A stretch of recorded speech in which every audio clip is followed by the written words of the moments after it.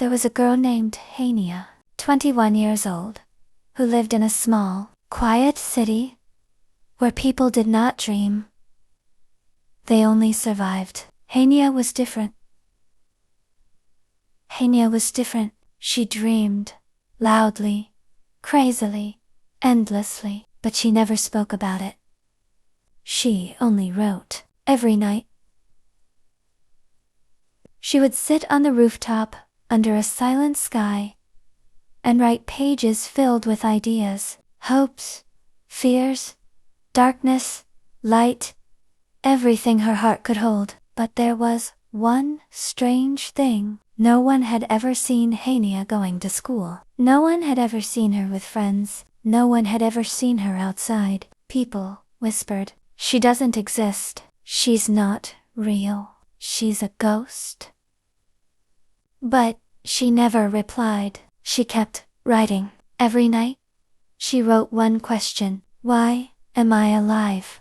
One cold December night, she finished writing her first full story, 312 pages, a masterpiece.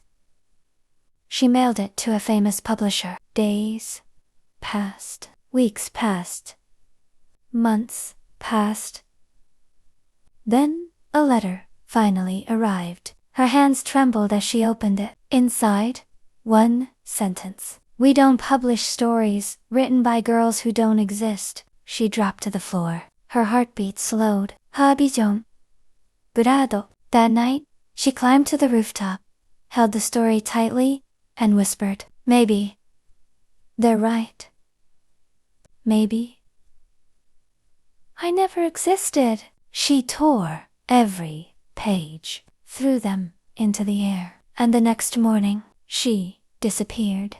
3 years passed. Her brother was now 13. Her mother, quieter, sadder, lonelier. Hania's notebooks remained untouched, like tombstones on a shelf. One evening, the boy dropped a notebook on the rooftop. Page 73 was folded. He unfolded it. A line read, "The world never loses those who refuse to be forgotten." Under it, invisible ink, he held the page to the light. Words slowly appeared. "Find me where stories are born," he thought. All night, and suddenly understood. The library? Early morning, he ran to the library. Nobody spoke. Nobody asked why. He walked straight to the back shelf, the darkest corner. Suddenly, Kuro. Ruhadori. A book fell. By itself. He picked it up, opened it, and gasped.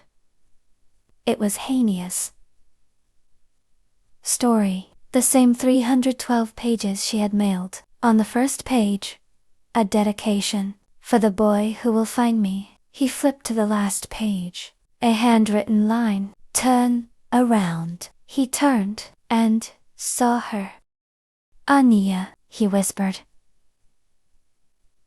She smiled softly. "I never stopped writing," she said. "I only stopped living." She hugged him tightly. They cried together, and she told him, "People said I didn't exist, so I went to prove that I do." Months later, her book was published. People read it. People cried.